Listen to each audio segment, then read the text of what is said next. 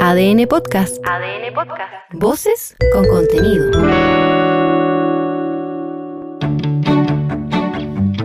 Somos iguales, somos diferentes. Somos 19 millones de temas por conversar. Somos País ADN, con Aldo Schiapacase y Piedad Vergara. Establecemos contacto en este día tan especial con nuestro corresponsal en Inglaterra, que nos va a informar minuto a minuto de lo que va a acontecer hoy en un partido que espera a todo el mundo. Rodrigo Pérez de Arce, ¿cómo estás en Birmingham? ¿Cómo está Inglaterra? ¿Cómo la gente atiborra los bares a esta hora de la tarde? No, impresionante. Aparte aquí como estamos con 5 horas, ya hace como 5 horas que es hora de pub. El gobierno autorizó que se abriera hasta más tarde, los pubs. Todo el mundo se olvidó además de Keir Starmer, que termina mañana su periodo como líder laborista. Y nada, hay harto entusiasmo, porque además a mí me llamó la atención, los ingleses empezaron a sacar las camisetas desde cuartos de final en adelante. Antes no pasaba nada. Así que nada, mucho entusiasmo. Caminé por la calle hoy día temprano y mucha gente con la camiseta de la selección. Así que nada, están muy, muy emocionados acá. ¿Estás cantando Wonderwall ya, me imagino, no?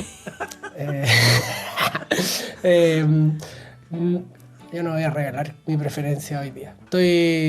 No sé. Pero no, Wonderwall no. Hay mejores.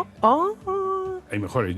Hey Jude, ponte tú que también se ha puesto de moda, ¿no? Hey Jude, que está de moda. Además, Jude Bellingham es de acá, de Birmingham. Hizo inferiores en el Birmingham City FC.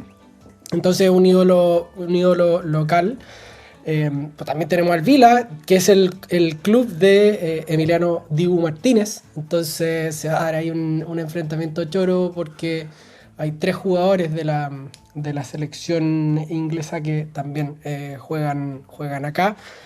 Así que nada, como hace mucho tiempo, al menos en los 2 años que llevo viviendo aquí, los veo emocionados, inusitadamente emocionados. Lo que es difícil, digamos, ¿no? Es difícil, sí, son medio inconmovibles. Ok. El scone hoy puede ser más dulce a la noche y esas cosas, como suele decirse. Y el scone no es dulce. Claro. Más grande. Puede ser dulce. Perdón. Más crujiente, más calentito, más... Crujiente tampoco es. Tampoco es, por eso. Más blandito, de hecho, porque a veces queda como galleta. Blando, claro. Sí. Pero no es dulce el scone, lo siento. Bueno, el privilegiado Rodrigo Pérez, que en un rato más va a estar viviendo lo que es la fiebre de un partido en Inglaterra, con la chance de estar una vez más en una final de la Copa del Mundo. Y enfrentándose a Argentina con una camiseta especial. Todo es polémico. Sí. Todo es polémico. Está caliente la cosa. Sí. Juan José, tú tienes predilección hoy día, ¿no? Sí. Este es de esos partidos donde uno no puede declararse neutral, digamos, ¿no? No. Yo voy por Inglaterra, lo digo abiertamente. Pero voy por Inglaterra del día 1, no de este partido. Un inglés de siempre. No De los tengo de nada de inglés, pero me gusta la selección inglesa. Me gusta porque tiene sus cosas ahí por... Porque me gusta la Premier y porque encuentro que tienen un súper buen equipo. ¿Tú cachas que nunca un entrenador que no es del país, de la selección que dirige, ha ganado una Copa del Mundo? Así, espero que esta no sea la ocasión. ¿En serio? No, sería Tuchel. Sí, Tuchel. No, esta sería la ocasión. excepción. Esta sería la excepción. Sí. Mira, a mí la verdad que Camila. así como la mayoría no me caen de lo mejor los argentinos, pero quiero que gane Argentina. En eso soy regionalista, si tú quieres decir, soy Zampoñera, como se dice. Sí, zampoñera. Así que, y además jugaron muy bien el último partido, así que hubieron muchas jugadas para hacer gol porque estaba el otro equipo metido en el arco, básicamente. Entonces, tengo buenas expectativas que sea un partido entretenido. Yo creo que va a ser un buen partido, muy competitivo y como tú dijiste, no hay neutralidad, voy por Argentina. Sí, lo único que pide uno es que no sean... Que no se sobren tanto. Que no sean tan pecho frío como los franceses, se pasaron, ¿no? Sí. Yo sentí que estaban como durmiendo, me pasó una cosa así como que estaban paveando. ¿O no? Sí. Tengo Una teoría. alternativa. Lanza. A ver. O sea, más que no es teoría de que pasó algo, es que España jugó ayer un partido increíble. Los anuló. Increíble. O sea, de hecho, recomiendo para los que tienen Twitter X, quizás también está por Instagram, hay una filmación con la cámara de arriba, la que está por encima de la cancha. La araña. Y que muestra el de ¿Esa? ayer. Claro, es esa misma. Spider-Man. Y Spider-Cam. que filman el segundo gol, el gol de campo que hacen Sí, el de o sea, de Porro. cancha, no el penal. Y la jugada previa y cómo juega España. Claro, no luce, no es el yoga bonito, pues, pero cómo juegan. O sea, es bien impresionante y anularon a un equipo francés que que tiene un ataque increíble, po. O sea, son buenísimos. Y son no guapos los pudieron. españoles, ¿eh? Son muy guapos los españoles. Ah, no, pero ya Ya entramos nos con cambiamos. Ya otra estamos debilidad. cosificando, Pero- Provoca. Es yo- una provocación que ya no tomamos en cuenta en este programa, Juan José. Bueno, Analizar un Nos vamos a hacer analizar un un mundial mundial. desde el físico de los jugadores es No. no solo. ¿cuál En todo equipo era caso- tenía más buen mozo? Pero dije guapo, Guapo. de cara, me gusta, me fijo en eso, los encuentro guapos, No solo bonitos. es contracultural, sino que además espera una respuesta a la altura como para meter su base, digamos. Así que ni considera aquello. ¿Cuál es tu futbolista favorito en términos de aspecto? ¿Aldo? Perfecto. Sí. ¿Sí? Calule Meléndez. Yo soy de ese tipo de futbolista que inspira miedo. Mira, Inspira terror. Muy buena respuesta. Como Gennaro Gattuso. Yo creo que el italiano más italiano ha sido Kanté. Gennaro Gattuso, por ejemplo. Nada de Maldini y esas cosas. Un poco pirlo. Yo tengo una teoría con respecto a Francia, es que comieron caracoles. Sí, ya está. Sí. Un comentario futbolístico. Ok. Yo encuentro que el principal error de Francia fue no tan solo perder el mediocampo, sino que semi-regalar el mediocampo. En términos de cómo jugó de libres y con su calidad de Fabián y de Rodri. Entonces, sí, al final, poco que hacer. Ni en nuestra época se jugaba 4-2-4.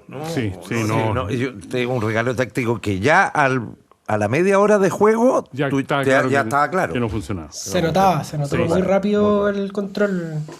Pucha, Pero Rodri Oye, Hernández, Perdón, ¿te puedo hacer otro comentario futbolístico? Que decían sobre una cosa muy corta que me llamó la atención, sobre todo para nosotros, con Alto. No me acuerdo qué jugador italiano, pero uno tipo Maldini, cuando hablaban de que el mejor jugador del mundo era Messi. Y él Ya. decía una cosa que yo la comparto, dijo, por lejos Maradona. En este mundial, Maradona hace 5 goles por partido. Porque el fútbol de hoy día no tiene nada que ver con el fútbol de antes. En la época de Maradona los mataban a patadas.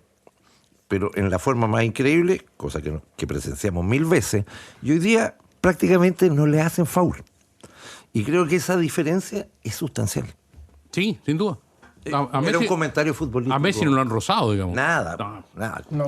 Camila Miranda es abogada, diplomada de estudios de género y en filosofía política y directora de la Fundación Nodo 21. ¿Cómo estás, Camila? Bienvenida. Muy bien, gracias. Tenemos muchas cosas de que hablar hoy. Así es. Como todavía tú no dices por qué equipo te inclinas hoy día. No puedo. Dijiste no había neutralidad. No, No puede, puedo. no puede. no puede. Bueno, Una señal.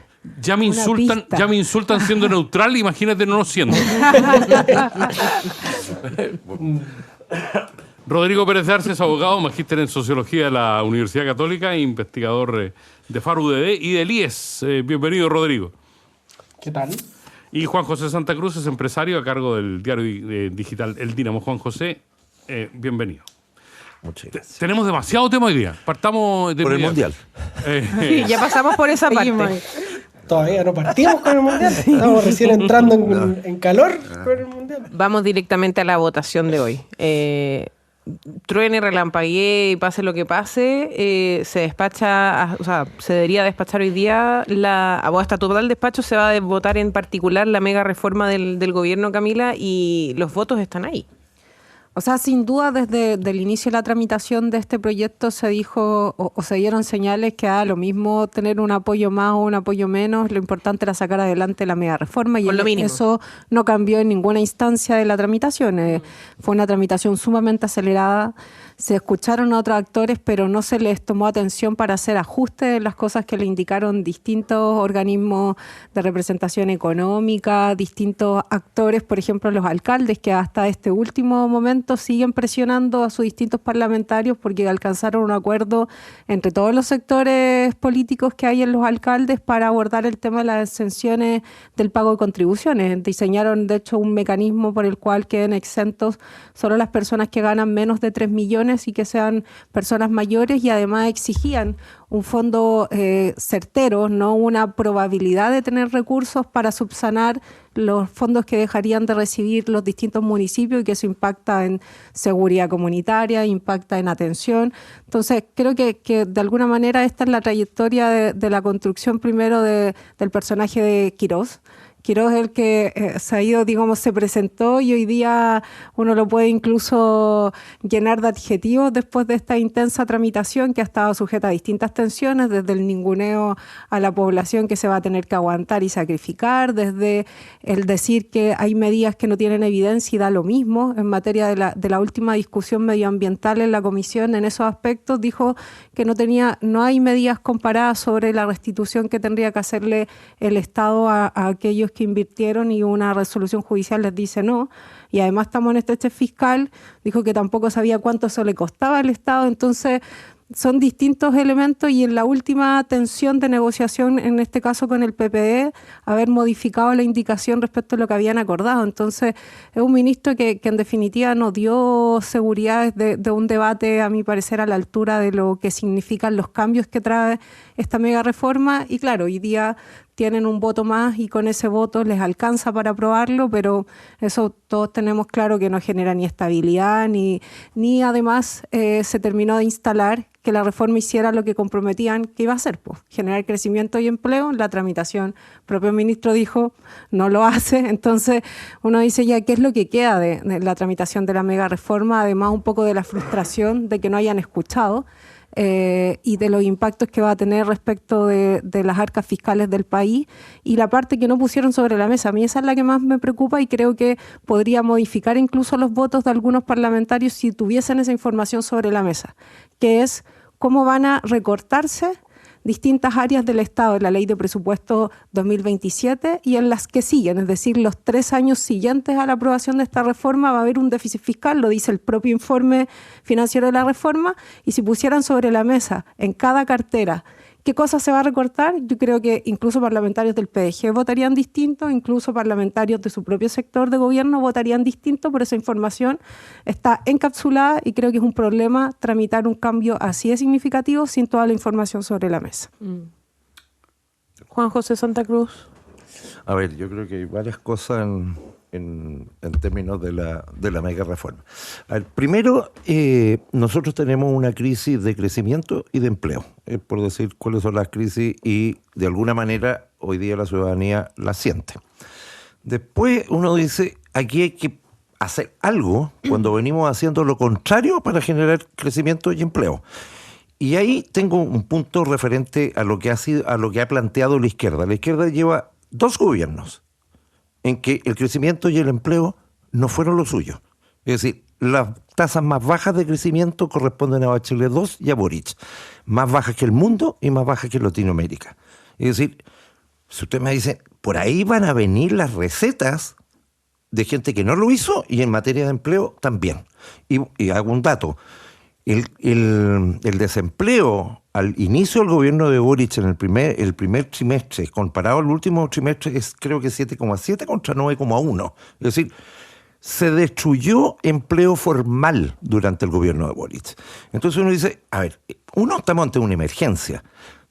Voy a decir mi postura personal. Yo concuerdo con la mega reforma, creo que se quedó corta. Pero me quedo con 2 cosas. Creo que que han habido arreglos en el tema del subsidio al ¿cómo se llama? El subsidio al trabajo sobre que incluía a los empleados vigentes, y había un gasto fiscal relativamente importante. Eso se acotó bastante. Pero lo que más creo que debiera movernos es qué legislación en esta mega reforma va en la dirección correcta de romper la tendencia que lleva este país de un estancamiento absoluto. Y creo que esto sí las tiene. Y creo que es importante que se apruebe. Y el tema de si se aprueba por una mayoría, porque si no, no hay estabilidad. Yo creo que aquí, lamentablemente, voy a decir, no hay estabilidad en este país. No es una condición por cómo cambian los gobiernos de un signo a otro, etcétera. Creo que cada vez se hace más difícil poder darle garantías a alguien, a instituciones, de grado de estabilidad en el mediano plazo. Sí creo que hay una institucionalidad en Chile suficientemente fuerte que da bastante estabilidad, pero no la podemos garantizar ni en este proyecto ni en ninguno. Rodrigo Pérez Arce. Sí, bueno, han salido varias cosas, todas bien interesantes. La primera que a mí me parece relevante es que, dado el escenario en el que está Chile económico, dada la centralidad de la preocupación económica para la población, seguir haciendo lo mismo creo que no es una alternativa. O sea, dejar las cosas tal cual no es una alternativa. De hecho, uno de las cosas que salieron ayer es que, claro, hay déficit fiscal con mega reforma o sin mega reforma. Se sobrepasa el techo de 45% prudencial de la deuda con mega reforma y sin mega reforma. Y eso creo ha sido el efecto acumulativo de malos años, malos en cuanto a condiciones económicas, sí, pero también en no haber tomado decisiones para corregir el rumbo, ¿verdad?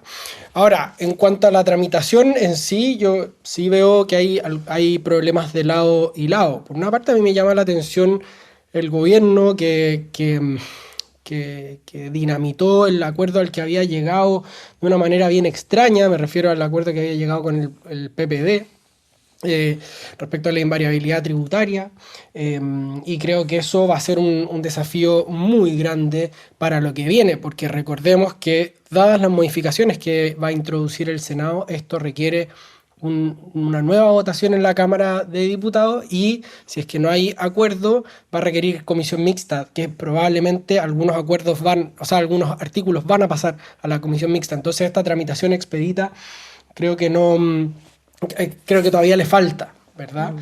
Entonces eso también, ojo, tenemos la votación hoy día hasta total despacho, pero queda al menos una votación más en la Cámara y una revisión potencial de comisión mixta, eso sin contar el proceso frente al Tribunal Constitucional. Ahora, hay un segundo punto que, digamos, más político respecto a la mega reforma, que ya mostró las dificultades que tiene el gobierno, pero a mí me llama sobre todo la atención las dificultades que ha tenido la oposición para hacer frente a esto. Más allá de decirnos, no, esta es una reforma muy mala, vamos a ir al Tribunal Constitucional, me ha llamado la atención la desarticulación opositora en las izquierdas, que creo que es un problema anterior, ¿verdad? Que viene de un gobierno que paradójicamente, y esto a mí me llama la atención cada vez más, uno de los propósitos del gobierno del presidente Boric fue producir la unidad más amplia posible de las izquierdas. Y eso hoy día parece que está más lejos todavía de lo que estaba cuando comenzó ese gobierno. Entonces, se da la paradoja, y con esto termino, se da la paradoja que tienes un gobierno que de alguna forma da ciertos signos de apertura a negociar, y sin embargo la propia debilidad opositora hace que no sean capaces de sentarse a la mesa con una posición que sea fructífera, que sea posible políticamente, y eso yo creo que va a seguir pesando y lo van a seguir arrastrando por al menos los meses que vienen. Camila. Sí, varias cosas. Primero, respecto del problema del crecimiento y el empleo en Chile, que viene con estancamiento hace harto rato, y de hecho las cifras de desempleo empiezan a crecer activamente desde el 2014 en adelante, y eso tiene que ver con contextos mundiales de estancamiento varios. Pero que uno diga, los otros hicieron otras políticas y no les funcionaron, no significa que las que estén presentando la reforma hoy día vayan a funcionar. De hecho, toda la evidencia comparada muestra que esas medidas no generan crecimiento por sí solas, y que justamente las medidas que tenía Proempleo encarecían todas las cosas, que justamente por eso se han abierto y todavía no sabemos cómo va a quedar la medida sobre crédito al empleo, que la propia Evelyn Matei salió inmediatamente cuando estamos hablando ya hace unos meses atrás a decir esto es una medida cara y que no produce ningún efecto, así como el propio ministro dijo, no produce necesariamente más empleo. Entonces, que hay una diferencia con lo que hicieron los gobiernos anteriores no significa que lo que están haciendo en esta reforma vaya a tener los resultados que compromete. De hecho, todo muestra que no los va a cumplir. Entonces, eso como un primer punto. Uno puede tener una diferencia en qué se hizo antes, pero eso no necesariamente valida y habilita que esta va a lograr lo que compromete. De hecho, las mismas instituciones le han dicho que no da. Y a diferencia de lo que se ha hecho en los momentos anteriores, no se habían generado condiciones para dejar al Estado sin muchos recursos. Y cuando tú tienes un Estado que en vez de requerir menos recursos, requiere más, porque hay situaciones complejas que ocurren, por ejemplo, en salud, el envejecimiento requiere más recursos, no menos, y eso es algo permanente que se profundiza, y puedes tener un Estado más moderno, eficiente, pero si tú le sacas hoy día la cantidad de plata que le va a sacar esta reforma, va a tener impacto en las personas. Y el problema es que la única estabilidad que propone la reforma es ese seguro para privados respecto de los permisos medioambientales para ciertas inversiones y ninguna seguridad a las personas respecto de van a mantener o no el acceso a su salud, van a mantener o no, digamos, prestaciones de seguridad comunitaria, no sabemos. Y es la parte que no está explicitada dentro de la reforma y eso a mí me parece peligroso, no poner todas las cartas sobre la mesa. Gobernar a veces y tener medidas podría tener implicancias no populares, pero lo mínimo es poner todas las cartas sobre la mesa cuando esto va a tener efectos respecto a decisiones que va a tomar el Estado y el gobierno de ámbitos que van a dejar de financiarse. Y cuando se van a dejar de financiar ámbitos, o sea, que las personas lo sepan y digan estoy de acuerdo o no estoy de acuerdo con esta medida. Esa parte me parece que es peligroso que no esté sobre la mesa y lamentablemente lo vamos a saber después de aprobar la reforma en septiembre cuando se presente la primera ley de presupuesto post estos ajustes y en los próximos años cuando se presenten otras donde efectivamente va a haber más estrechez fiscal. Entonces creo que eso es importante de poner sobre la mesa y yo la verdad lamento el tipo de política que llevó adelante el ministro Quirós. Primero, ninguneando mucho a las personas. Yo decía, llamándola al sacrificio si fuese necesario, cuando a los otros sectores no les piden sacrificarse. Un ministro que en realidad estuvo forzado un poco a dialogar. Fue en la última instancia la senadora Paulina Núñez la que motivó activamente que hubiese un espacio de diálogo, porque el ministro desde el día 1 no ha estado dispuesto a conversar sobre el corazón de la reforma. Porque el otro día un panelista me decía, ya, pero el proyecto inicial tenía esta medida sobre inteligencia artificial y ya no está. Eso es una señal de que están dispuestos a dialogar.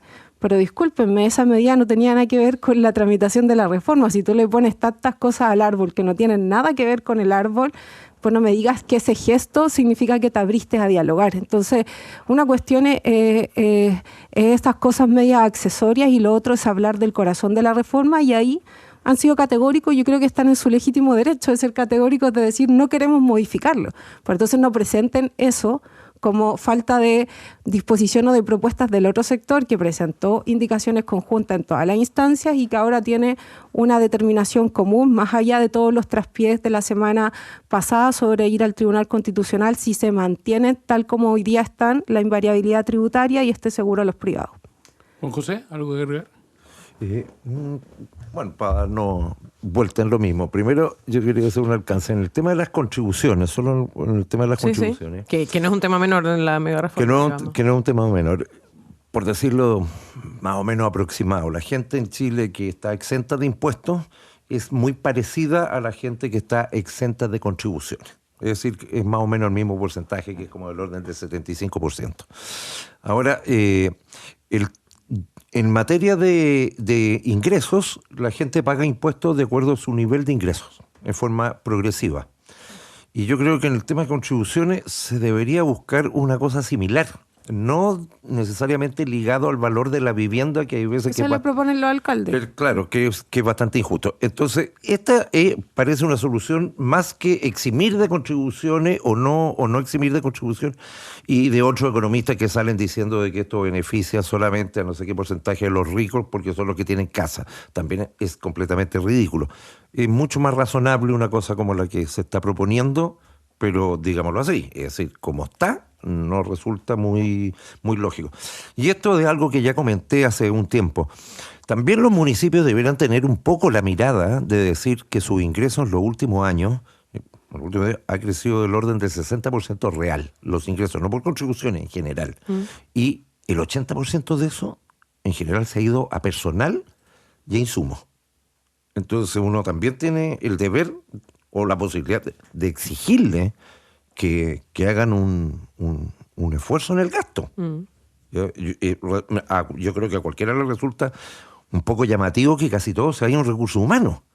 Entonces, todos sabemos que los municipios también se convierten en unos bolsones de empleo. Y creo que estamos todos hoy día en la mirada de eficientar el gasto y eficientar el Estado. Y esto no es jibarizar el Estado, es eficientar el Estado. Nos queda muchísimo tema por conversar. Ya vamos a volver a la segunda parte del programa con temas fundamentalmente valóricos, junto a Camila Miranda, a Juan José Santa Cruz y a Rodrigo Pérez de Arce, en esta jornada donde estamos muy pendientes de lo que acontece en la zona sur y centro del país en estos momentos. Con las lluvias, sí. Me cuentan ahí desde el Ñuble, en la comuna de Portezuelo, 40 milímetros de agua caídos durante la noche. Sí. ¿Sabes cuál es la empresa móvil a la que más personas se están cambiando? Según la Subsecretaría de Telecomunicaciones, más de 1 millón de clientes se cambiaron a Claro el último año. Sí, más de 1 millón de personas. ¿Y tú qué esperas? Cámbiate a Claro y disfruta de la red móvil más confiable del país, totalmente renovada y con 5G. Claro, por ti, cada día mejor. ¿Buscas un buen panorama para ver el Mundial? Entonces anda al Carnicero y aprovecha la oferta mundialera de la semana en la región metropolitana, Antofagasta, Valparaíso, O'Higgins y el Maule. Ideal para disfrutar cada partido. El Carnicero, maestro en carnes. Hey Empresaurio, bienvenido a una nueva era de empresas más ágiles, más rápidas y más inteligentes. Las empresas agénticas. Con De Fontana integras inteligencia artificial que automatiza, anticipa y mejora tus decisiones. Evoluciona con De Fontana, el único ERP agéntico de Latinoamérica. Y el eLocker Medical de Maletec es una solución creada para que los pacientes puedan retirar sus medicamentos en el centro de salud de forma segura y privada. Porque cuando se trata de salud, la tecnología debe estar al servicio de las personas. Conoce más de este servicio en maletec.cl. Estamos de vuelta aquí en País ADN con Camila Miranda, Juan José Santa Cruz, Rodrigo Pérez de Arce, con algunos otros temas que decíamos vamos a tener que tocar. No sé por cuál quieres partir, Aldo. Pucha, por temas valóricos. Quiero que hablemos de la moción que han presentado parlamentarios para el tema del aborto, pero quiero abrir, Rodrigo, con un tema que motivó hoy una columna del rector Peña, mencionando a Bansky y el Instituto de Derechos Humanos y esto de romantizar una vez más el vandalismo y que nos ha llevado a conversar sobre los rayados callejeros, que va a ser un tema no solo el Instituto Nacional de Derechos Humanos, sino que además cómo discutimos el tema otra vez del vandalismo. ¿Qué te pareció aquello? Sí, para explicar la polémica, hace algunos días el director del Instituto Nacional de Derechos Humanos, Jerko Liubetich, hizo una presentación respecto de este registro único de incivilidades y actos vandálicos. Y una de las recomendaciones que hacían era respecto del tema de los rayados, que podía significar una limitación de los derechos de las personas, libertad artística, criminalización de la expresión, en fin. Aunque la recomendación está formulada en términos mucho más mesurados de lo que salió en los titulares, al menos, a mí sí me llama la atención y creo que se repite un poco la lógica respecto a lo que fue escuelas protegidas, respecto a lo que está haciendo la discusión sobre la mega reforma, que es una oposición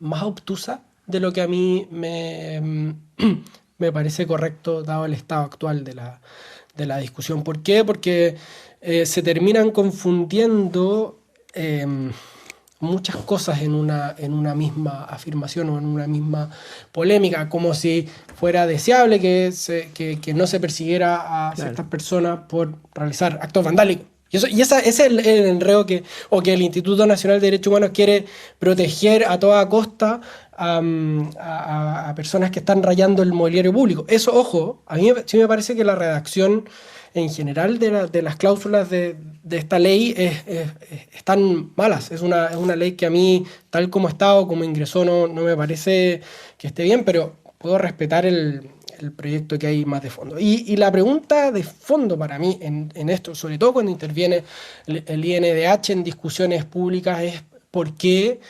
¿Qué ha hecho el propio instituto para crear la sensación en la población, y esto es una sensación extendida, de que están de un lado demasiado determinado del espectro político, que sistemáticamente se defiende una posición, digamos, que coincide con la de las izquierdas? Siendo que el Instituto de Derechos Humanos, y ustedes saben, un organismo tremendamente importante para Chile, no solamente por la dictadura y los compromisos que asumió el Estado en ese respecto, sino por nuestro pasado más reciente, ¿verdad? Pero a mí me preocupa eso, que instituciones como el INH, o lo que está pasando ahora con el TC, o lo que pasó hace poquitas semanas con la Contraloría, que órganos que debieran brillar por su autonomía, su imparcialidad, su independencia, estén transformándose en piezas demasiado relevantes del juego político que pertenece a otra sede. Camila Miranda. O sea, quiero tomarme lo último de la Contraloría, porque yo recuerdo que durante el gobierno de Gabriel Boric abrazaban todas las resoluciones de la Contraloría, aunque uno pudiese tener cuestionamientos de ella. Entonces, los órganos autónomos mantienen su peso en tanto uno respete sus resoluciones en el contexto en que estén interviniendo, porque hoy día, de hecho, representantes y políticos entiendo de la UDI y republicanos fueron súper categóricos contra la Contraloría, que se estaba inmiscuyendo más allá, pero cuando lo hacía respecto del gobierno de Gabriel Boric, la felicitaban.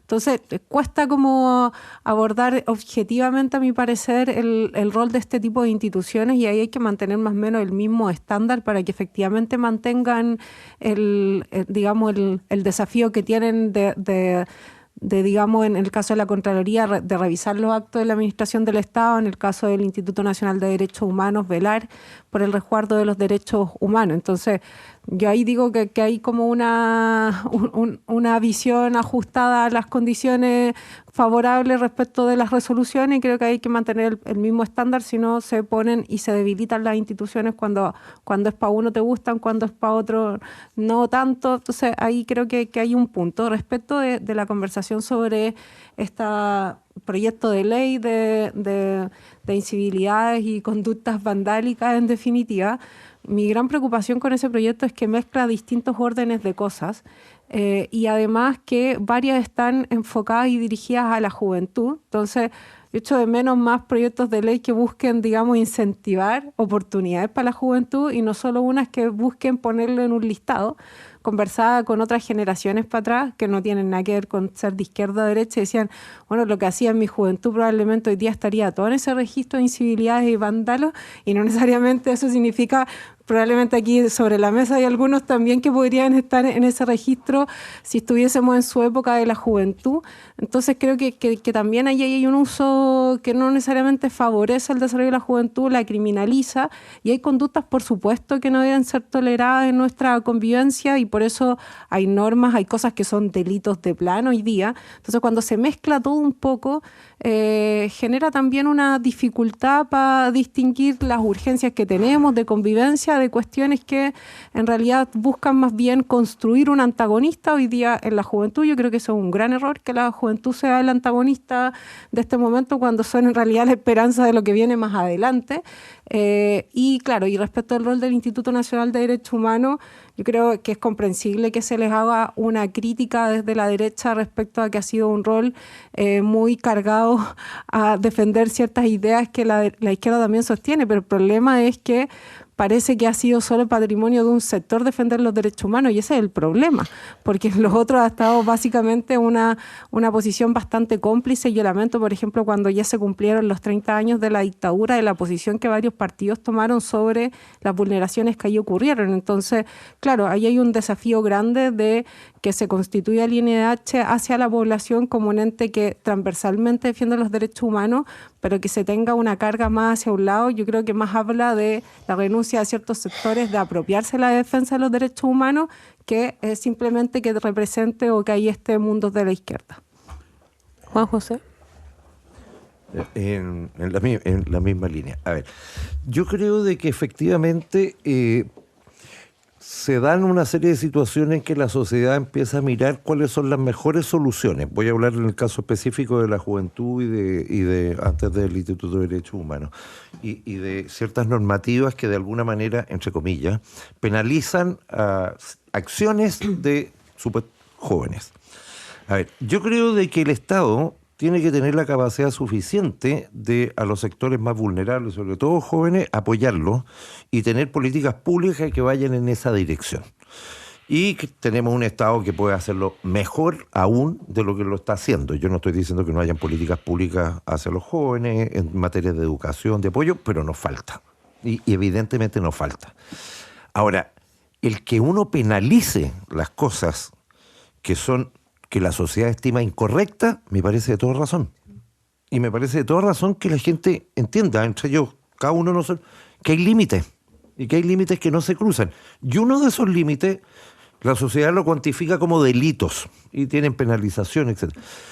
Pero hay otros que pueden ser delitos, o por ser jóvenes, y uno dice, bueno, algún tipo de sanción. En el fondo, pongámosle límite, no volvamos atrás en términos de que la educación sea, no tengo idea, nuevamente dar el ejemplo de Aldo, de que nos pegaran en el colegio, ¿no?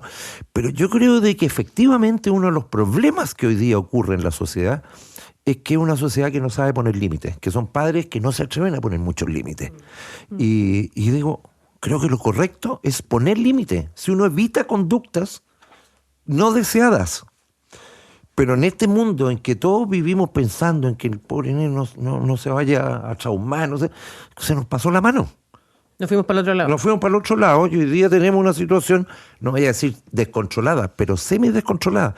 Entonces, también pasa, y ojo con la mirada que tiene la sociedad. Yo les aseguro, no estoy diciendo que estoy de acuerdo, que la sociedad quiere una estructura más dura. Voy a poner un ejemplo. Yo estoy seguro que probablemente la pena de muerte tendría apoyo mayoritario hoy día. Una serie de situaciones, entre comillas, para atacar la delincuencia que pasan el límite, la población estaría de acuerdo. Entonces, ojo con qué queremos interpretar y cómo lo hacemos de buena manera. Pero hay que hacerse cargo. Oye, Camila, en otro tema, en medio de la discusión por el registro de vándalos, por la responsabilidad penal adolescente y todo aquello, un grupo de parlamentarios de la derecha más radical ha presentado un proyecto que condiciona el aborto a oír el latido fetal, que ha sido calificado como tortura por la oposición, pero que ha generado también un debate bien áspero. ¿Qué te ha parecido en el término en que se da el debate y la idea de los parlamentarios de Republicanos y el Partido Libertario? Mira, dos dimensiones. La primera, como en la estrategia de tramitación, están buscando con un resquicio echar atrás los avances en las 3 causales con el derecho a la interrupción del embarazo. Recordemos que las 3 causales son inviabilidad fetal, son violación, caso de violación, y también riesgo de vida de la madre. Esas son las 3 causales que habilitan la interrupción del embarazo en Chile. Y entonces lo que hace esta medida, que se presenta de hecho con un nombre que uno diría debería emocionar o conmocionar, esto escucha su corazón, lo que hace es condicionar la escucha de latidos. Por ejemplo, en el caso de una niña violada que concurre a buscar la prestación del servicio de interrupción voluntaria del embarazo, se le tendría que obligar a escuchar los latidos de ese bebé producto de una violación, y si no lo hace, no se habilita la prestación médica. Eso es lo que hace la medida que están poniendo sobre la mesa. Entonces, primero, de alguna manera, por una letra chica, tratar de retroceder en un avance de un derecho que me parece humanitario mínimo. Estamos hablando de casos muy específicos, muy violentos además. Entonces, eso es lo que le exigiría esta medida. Entonces, y por otro lado, respecto de cuál es en la discusión incluso ya no de los derechos, sino en la cuestión valórica, humanitaria, creo que pone bien en tensión, es bien, a mí me parece que ya es medio barbárico el planteamiento que se hace de obligar a mujeres en esa circunstancia a una suerte de recapacitación y dónde están sus derechos, si hay una, digamos, vulneración grave que las lleva a esa circunstancia de pedir la interrupción del embarazo en un derecho que se ha conquistado con mucha dificultad.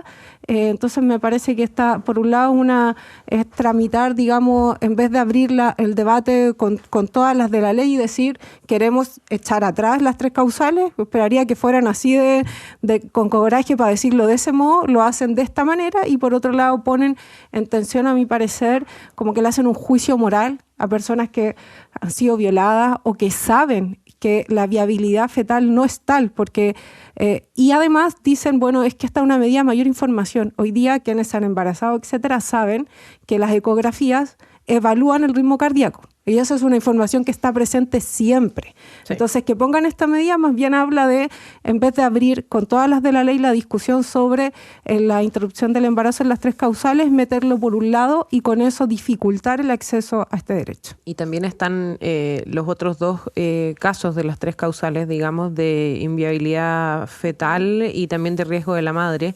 En ambos casos, si consideramos que haya que escuchar el latido, es básicamente una tortura. No sé, Rodrigo Pérez de Arce, ¿cuál es tu postura al respecto? Pensando, no sé, en una madre que está esperando un hijo que no puede vivir fuera del útero, o una madre que podría morir por seguir con ese embarazo.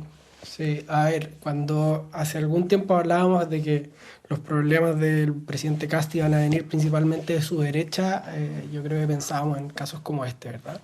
Porque esto es una salida del Partido Nacional Libertario, del diputado Urruticoechea, que además viene del Partido Republicano, y le desarma o lo pone en una posición incómoda, en un momento incómodo, ¿verdad? Donde la atención del gobierno no está ahí. Entonces, claro, para los nacional libertarios, y esto creo que es una lección para los propios republicanos, tensionar desde la derecha es a costo cero, y para el gobierno le hace las cosas muy, muy difíciles.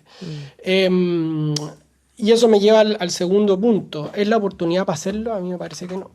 No creo que sea el momento para que Chile tenga una discusión de este tipo. Además, creo que en esto puedo coincidir con Camila, que fondo, la discusión de fondo es otra, ¿verdad? No es el mecanismo específico para exigir, sino que es un trámite intermedio, ¿verdad? Y que además, como bien decías tú, Pia, no sabemos muy bien si corre para todos los casos, si es solamente para el caso de violación, en fin, creo que ese es un tema también importante. Y un tercer punto, que también me parece... sí, es para los 3, para las 3 causales.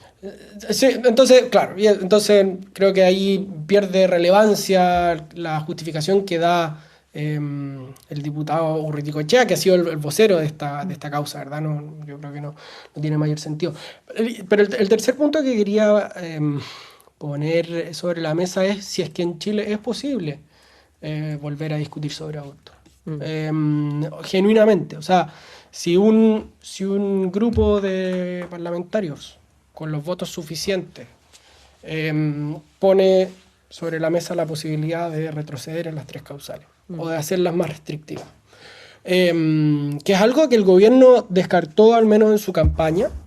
Hoy día yo creo que además no están los votos para que algo suceda, pero es posible tener esa discusión honestamente. Y claro, a mí temas como aborto creo que en sociedades plurales nunca quedan absolutamente zanjados, ¿verdad? Son discusiones que quedan abiertas, en las cuales hay posiciones políticas, morales, religiosas, valóricas, muy, muy, muy intensas, como aborto, matrimonio, adopción, entre otras, ¿verdad? Y yo no sé hasta dónde nuestras condiciones políticas actuales respetarían esa posibilidad de volver a discutirlo. Claro. O sea, y de hecho la formulación que legítimamente ocupa Camila es interesante, como si es que aborto y, por ejemplo, esclavitud fueran lo mismo. como si prohibir el aborto fuera un retroceso equivalente. Esto no lo dijiste tú, pero solamente para ejemplificarlo. La pregunta es, ¿son equivalentes? ¿Se pueden equiparar? ¿Se puede retroceder en esas discusiones?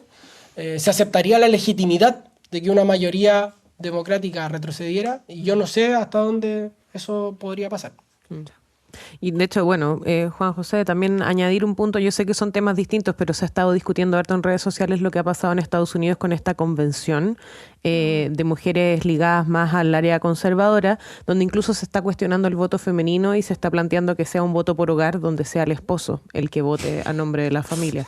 Que es impactante. Es ridículo. Es ridículo, pero como mujeres tenemos un temor. Recordemos lo que pasó con el aborto en Estados Unidos. Se pensaba imposible retroceder en ese derecho y sucedió. No estoy diciendo que vaya a retroceder en el derecho a voto de las mujeres, pero son mujeres las que lo están planteando como era antiguamente. Entonces, en estos temas valóricos es interesante también tener esta discusión en nuestro país.